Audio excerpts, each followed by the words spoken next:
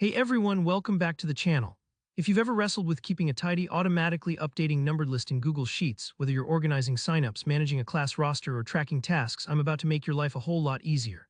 By the end of this video, you'll know exactly how to set up a dynamic numbered list that updates itself. No more manual numbering or fixing things every time your data changes. Let's jump right in and get started.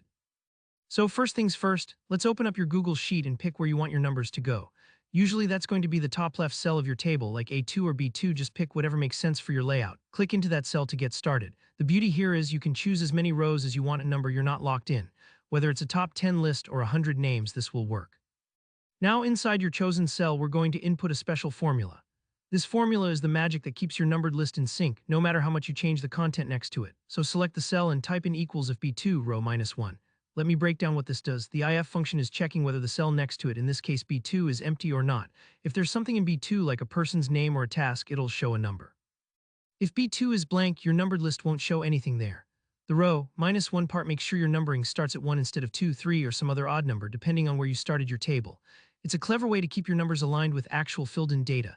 And if you started in a different row, feel free to adjust that by changing the -1 to match the row number right above your data. Next step, we want this formula to work automatically as you add more names or items. So click on the corner of that cell, the little square in the lower right, and drag it down alongside your list.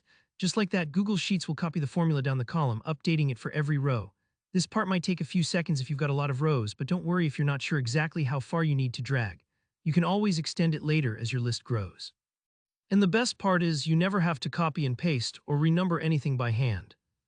Now with the formulas in place, start typing your list into the column next to your numbers, like someone's name, a to-do item, or whatever you're tracking.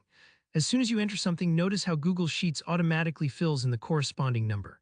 If you delete a row or add a new item in the middle, the numbering will stay accurate, all thanks to the formula you set up.